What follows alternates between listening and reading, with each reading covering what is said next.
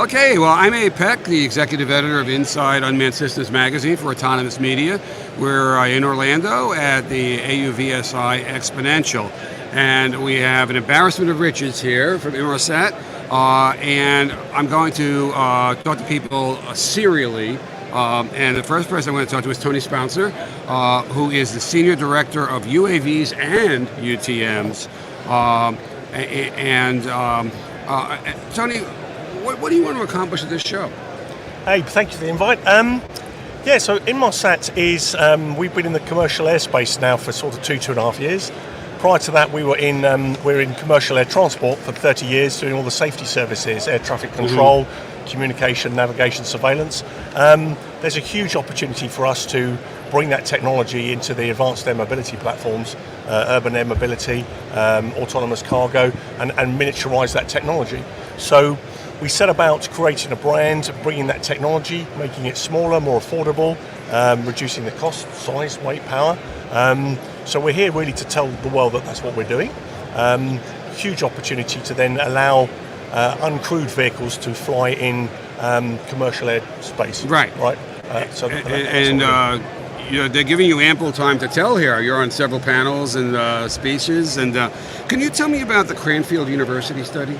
Yeah, so the Cranfield, we did a thought leadership piece with Cranfield University last year, where they did a separate analysis on the sort of benefits of beyond visual line of sight and UAVs, focusing on the sort of sustainability side of stuff, reduction in carbon because a lot of these vehicles are all electric, right? And then societal benefits, everything from disaster relief, drones for good, medical care, remote communities. So a really interesting thought piece which you can get off our website, but it prompted a lot of discussion as to all the benefits that uncrewed aviation could bring. So there's always a lot of focus on the technology and the platforms. Right. Yeah, well that's fine. The platform doesn't, unless it does a piece of work, what's the point? Right. So a lot of the use cases, a lot of the platforms. So we're trying to make sure that the solutions we develop, can play to these new use cases.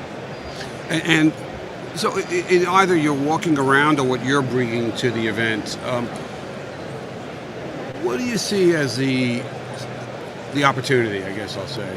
So I think the opportunity is quite substantial. In terms of the beyond visual line of sight operations, once these vehicles get above 400 or 500 feet and start mixing, if they're heavy, if they've got payload, if they've got people, you need to know where they are. They need to adhere to the regulation. They need to be tracked. They need to be kept apart from big flying things and from people in the event of an incident or a problem. So we're sort of bringing our technology, and we've been doing this for 30 years in commercial air transport. Whenever you get on a plane, we're in the cockpit, right. and trying to work and collaborate with industry as the regulations are formed. We talk with the regulators to help define the standards and bring all of that experience to unlock the industry now and see what we can do now within the ecosystem. So were you involved in Bivlos Arc at all? Or? Yes, we have a presence in there. We have a presence with the RTCA on the DO377A, ICAO, Annex 10. All of the key pieces we have an input on. And I'll ask you one more question before I Sure. talk to your colleagues, and then we'll have an opportunity at the end to regroup. With UTM, yes. What's the challenge, the biggest challenge that has to get suffered to really, no pun intended, take off? Yeah, no. So I think in terms of the unmanned traffic management standards, they're still in discussion, they're not defined, and standards and regulation, and then some form of consistency, so that if you hand off from one UTM to another, if you fly any distance, it's got to be consistent. But I think that's the biggest issue, and it's safely opening the skies. Right. That's our challenge. Yeah, well, speaking of UTM, here's Zhen Wang, who's the brand and strategy director for Bellwether Industries, right? Yes. And you have a vehicle, right? Yes, we call our vehicle Volar. Volar is a new category of transportation that defined by us of how we call private urban aircraft for intercity travel. So basically it's an eVTOL, and some people will see us flying car for the future. Okay, you'll bring the Jetsons closer to us, right? And, yes, definitely. And in terms of, is your company part of Inmarsat, or is it a startup and that was acquired, or? We are a UK startup. We partner with Inmarsat for developing our systems, because we don't only see ourselves a Volar developer to build a comprehensive future flight, the whole ecosystem. For sure, not only the vehicle, but also the system and infrastructure will be a part of it. And it's very crucial for our company that all of the vehicles should connect with each other, because we are looking into autonomous at some point. Right. Very soon, yeah. And what do you think are the biggest lessons that you've learned so far From your work to date? From your work,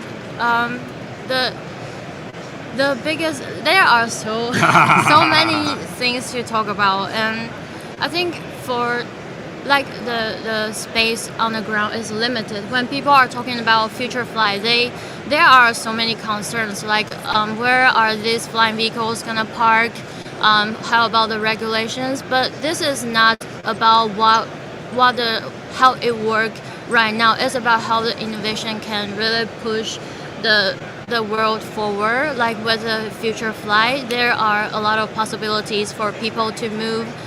You can live much farther away from your work, and you can meet your family much more frequently. And I feel like the current regulation shouldn't be the constraint for the innovation, but innovation should push the regulations forward. Right, which seem to be part of the frame of Bivlos Arc. So that's great. And when people talk to you here at the event, Yes. what kinds of questions are they asking you? The first question is always, what is this? What am I looking at? And I would say that this will be your future commuting tool. Yes. And one more question for you, and then again I will come back to anything you want to add. Sure. Sometimes people, when they talk about these kinds of vehicles, I'll stick to the vehicles for now. When they talk about these kinds of vehicles, there's a concern about public perception.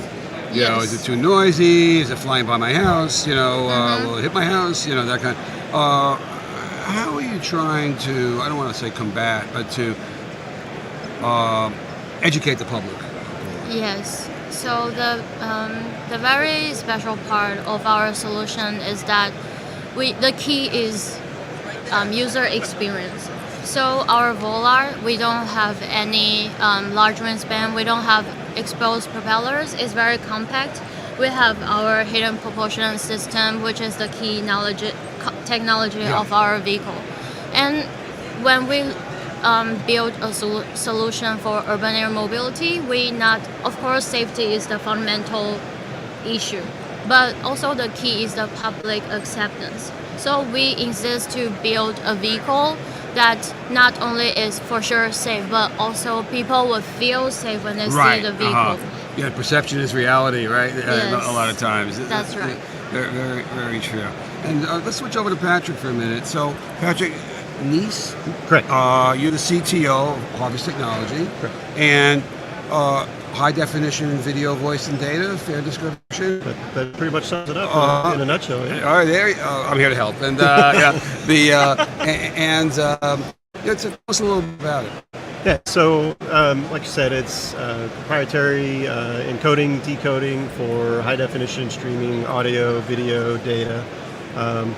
Where we came from is more focused on kind of offshore energy exploration. So you can imagine, divers or UUVs and being able to what historically would take time because they would have to record that on the ship, wait for the ship to get back to port. And you're a real-time solution, right? Correct. Yeah. So now we can send that directly back to a command center on the shore side, real-time feedback to the folks that are out doing the inspection. More importantly, being able to also keep those experts back on the shore side. So before, if they would have to fly out and be on the ship, they can only cover one platform. Now you can have folks covering multiple platforms. So Zen gave us a good picture of the vehicle. Mm-hmm. What would I see if I came over to your booth physically, representing this technology?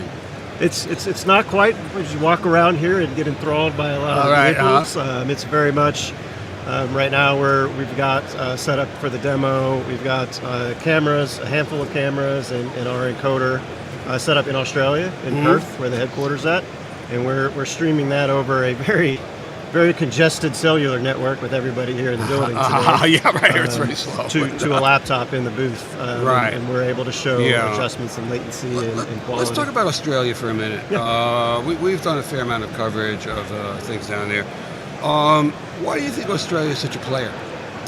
I think there's been a lot of shift, I think, in Australia to get away from some of the mining and specifics there, and so the technology community is starting to grow. As you look at, excuse me, where we came from, it was part of that energy sector right. and a technology that needed to solve a problem for the energy sector. And now that tech community is starting to build, and we're realizing, hence kind of why we're here and the partnership with Inmarsat, that it's much more expansive than that. And getting into the UAVs and UTM and everything else from that aspect. So I think it's starting to grow. That's interesting, because I thought you were actually going to talk about the mines, but you're saying it's moved on, or not totally moved on, but it's advanced, I'll Correct. say. You know. Yeah, we've covered CODA, in terms of urban vehicles and, how to negotiate blind corners and intersections, and they're down there. There's actually quite a bit of innovation down there. There is. So what are you hearing from potential users? To kind of echo what Tony said earlier, I think a lot of what we hear is the solution, and how do you put things together as a solution. And so I think partnership with Inmarsat and some of the other partners being able to provide that as a solution, and from there we're hearing it from multiple different customers, multiple different verticals. I mean, if you walk around and see the number of cameras on the drones, as well as the connectivity pieces, the demand for video is not going to go away. It's only going to increase. And I think, as we've seen over the last couple of years, people have gotten to the remote aspect of the nature of work, and not wanting whether they want to or not. Right, not being able to fly, but I think it's caused folks to kind of rethink, how do we deploy expertise? Right. And I think another piece Please, is security. Correct. All the security you do, because now that you're sending this stuff and you're using it for command and control, you better be sure that it's the right encrypted, people at the right, other end, and, right? So Harvest bring that as well. Great. As part of their Thanks. solution. And so it sounds like you really have, the encryption is important, but also it's a combination of the, I don't know what you want to call it, in the media world we call it multi-platform, the voice data, right. And then and then the real time would be a super advantage, and the ability to send it anywhere. You don't need the expert to be where the drone is or where the camera's at. They can be halfway across the globe. Exactly.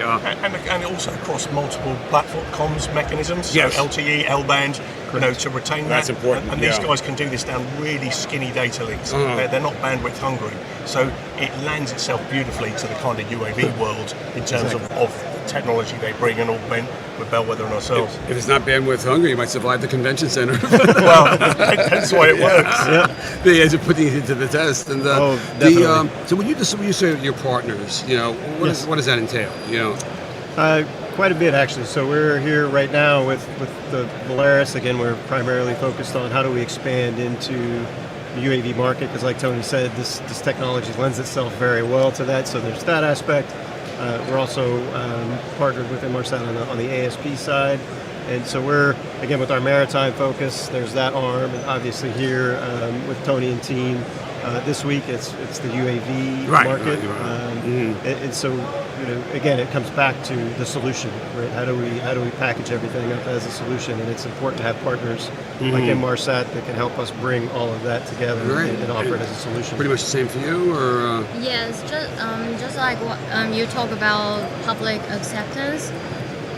When people see the vehicle, for sure, like what I just said, to build a comprehensive ecosystem, we need not only the vehicle but system and the infrastructure. And the collaboration with Inmarsat is really a good step forward to really realize the system, because the vehicles must communicate with each other, and they should also communicate with another urban air mobility aircraft, and also business airlines, and even the ground transportation, and with human and with cities. Right. And so let me ask you, we'll be able to do a little lightning round. So if you were going to come away from here saying that one thing I really wanted to communicate that I did at this show, what would it be? It would be the importance of the ecosystem, you know. So one of the things in terms of the Volaris partner network and what we're trying to do, Inmarsat is quite a large company. It's kind of a recognised global leader in what we do, mobility communications, highly innovative. And I think the whole industry won't get into second gear unless all of us get it to work. So, you know, in terms of us, we positioned ourselves to be part of the ecosystem and bring on all the other innovative partners so that actually we all have to be successful for any of this to work.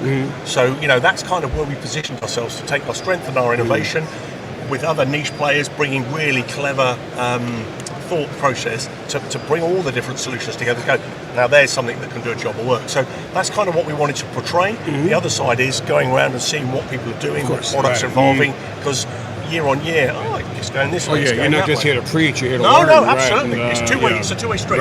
It's to let the world know what we're trying to achieve, but also get the feedback so that we can tune that. And with that equation of letting the world know what you want to achieve, but getting the feedback, what would you say that is for you? You mean the feedback from? Well, no, first, what's the most important thing for you to communicate about the product, and then what is the feedback that would be most valuable to you? Our company right now, we are in development stage on our half scale prototypes, and the most important thing to communicate with people, for example, first of all, in the industry, some people from aviation industry will want to suggest us to put fixed wings on or propellers on our vehicle so it can fly for sure longer and more stable. But for our team, we are looking into intercity environment. Yeah, that's not your proposition, right? And, so we are looking for a balance that can meet what people need for their daily life, enough to commute, and with time passing with the technology more possible, then it can do more and more. Like we're pushing the limit all the time. Yeah. And Patrick? I build a little bit on what Tony said from the ecosystem perspective. I think a lot of the conversations we've had just yesterday and even some this morning, it's twofold. One, getting folks to understand that the capability is there, what we provide and what we bring, and what that could open up for them as far as what are the endpoints that can send voice, video, data, where can it go, and then seeing them, see the gears start turning in their heads and exploring, well, what does that mean for us? Because in some cases we're bringing you a capability that you just didn't have before, or you have the connectivity piece in place, but you can't do much with it. It wasn't affordable until Correct. now. And now we can do more. We can do more cameras. We can do more data, and so it's a two-way street for us. Understanding what some of those use cases are for some of those customers, and what problems they may have that they don't realize we could help them solve, and vice versa. Getting that exposed to what we could bring within the ecosystem. Well, so let's close this up by doing kind of a lightning round. What's the one thing that you want to add that we haven't talked about? The one thing. All right, two things if you want, but no more than two. Go on the clock. No, I think the one thing I would like to add is help us help you. I think is the biggest piece, and understanding where the problems are that folks are struggling with. We've had across ground-based, sea-based, and air-based just in the last 2 days. People have, I would be great. I could use this here, and then. Through some of the other partners, either it's Inmarsat or even TTP that's also at the booth. It's again, to reiterate what Tony said, it's where we fit in the ecosystem, and that all of these pieces coming together. About the show, you can explain that. Exactly, all these pieces are going to come together. I think for us, we are open to more people that come to support us or work together to make this ecosystem even better and more completed. Great. Yes. And Tony, you got the last word. Yeah, I would echo Patrick's in terms of, I think as an Inmarsat commercial UAV team, we have a vision and a direction of travel. We don't have all the answers. This industry is changing at such a pace, and for you know sure. we've got a super duper small form factor LTE L-band with a processor SATCOM terminal that can be used everywhere and everything. So I kind of throw it out to industry. So what do you want from this? How do you want? What else do you want us to change? You know, we're not fixed in stone. So very, very much everyone you talk to is highly collaborative. So, you know, let's collaborate and produce products and services that everybody wants to use. Well, that change keeps us publishing, so we're happy for it. Absolutely, yeah. We're still in business Same time too. next year. That's right. So I wanted to thank you. Cheers to you. Thank you. Good day to you. Shasha to you. And here we are. Thanks a lot. Thank you. Thanks a lot. Appreciate Thank you, it. Abe. Right. Cheers, Okay. guys. Thank you. Right. Okay. Yeah, bro.